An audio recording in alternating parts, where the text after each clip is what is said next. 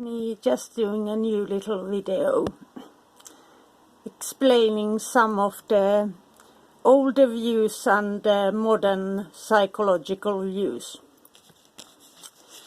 And this is how, at least in many traditions, we view it from the old ways. That this is a timeline and you are standing here. And a person can see what they can see, they can remember from their childhood and so on, and they can't perceive the future. And any spirit, whether it's an ancestor or nature spirit or something, they all can see in a broader sense, so they can see a little bit to the future and maybe a little further back than you can. And nature spirits also are considered in many mythologies, since that they have this bird's eye view that they can look and know only by looking into the past, as they are so flying above our world. But close, and here is that then I just put it into angels and demons, so that to keep it simple. So demons, they can see the past, present and future until doomsday, and this is something that I know is in both the Orthodox and Catholic, the old doctrines, the old theism, that they can't see past doomsday since they are meant to go down. So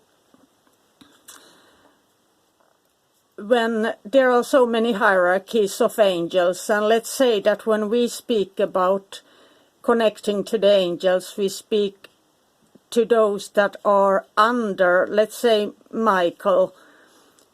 You ask for Michael as Archangel of Fire or Air, depending on your tradition, or of the planet Sun, or in the Tree of Life he's from Mercury, and there are the different traditions from. There is Arabic Kabbalah, Jewish Kabbalah, and some Christian Kabbalah, and modern New Age Kabbalah, and much more. And then we have the Gnostics, of course, and all those things. But the highest angels, they were together, they were created before man, so they know about the creation and eternity. They don't see the full picture either, but they can see things, those angels that we can't connect to can see that, I mean. And usually when we talk about working with the angels, at least in Christianity, nobody works with the thrones. I've tried to do research. Maybe if the Vatican has some secret room, but that is doubtful that they ever been contacted.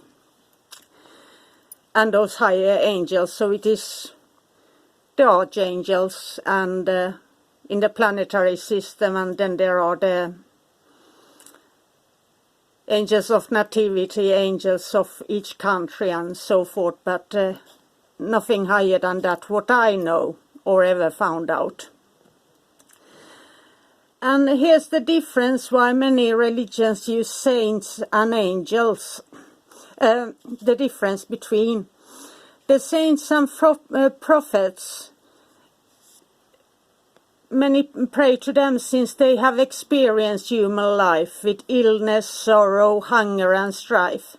And angels have never had a body in this, there are some in, is it called Midrashim or Mishnah, and in maybe 2 or 3 places where they actually appeared in human form, but if they had any body to know what it feels like to have pain, what it is like to be hungry, they don't really have the knowing of what it feels like to be in a body.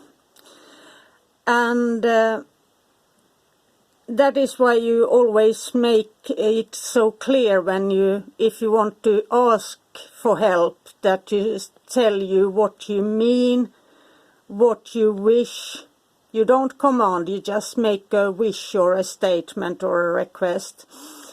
And how you feel about it, so that you express the feelings, since if it's a really low in hierarchy angel, you have to explain it so that he understands it, if you can say it like that. And in many modern traditions, they just do their visualization to do the thing. But I'm an old theist, classical theist, so that's when there comes this difference, that spirits and angels, they can't read your mind. So they can't see into your mind and read your mind. So that's why you have to speak it out, tell them, or write it out and explain what you are thinking.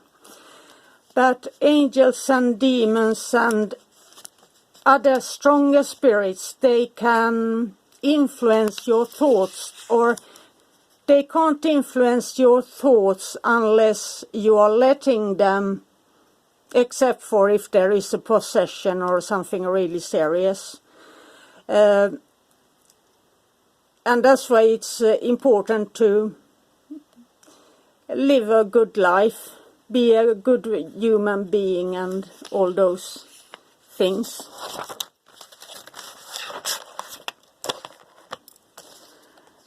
And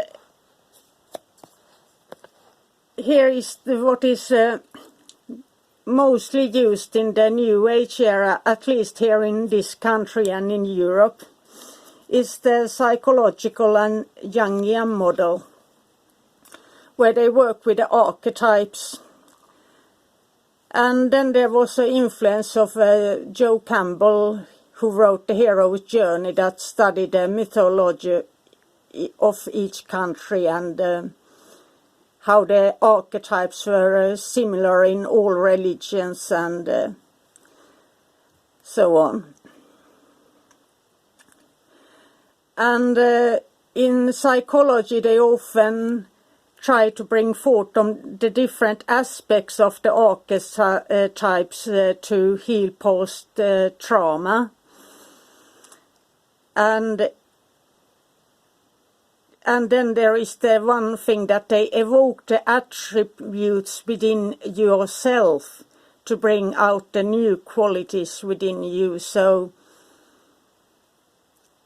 as you try to become a better person or learn a new skill, you concentrate on that skill, you work on it, and then you try to become this quality attribute that you are acquiring to get, so you start to act like it and keep it in your life so that you can become a good writer, become a good musician and so on. And then there is that they are using, especially in music and painting and writing, and in Hollywood they use it a lot. And then they call it the higher self.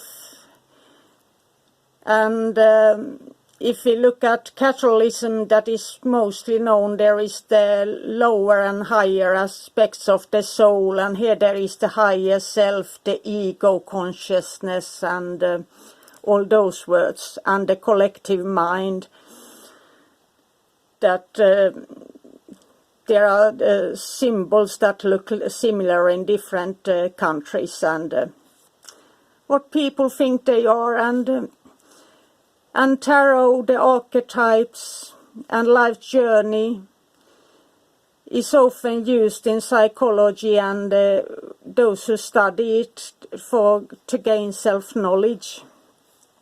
And then there's the interpretation of dreams, when they write down what they dreamt and what symbols came in their dreams. And then we have the modern Western spirituality where this is used.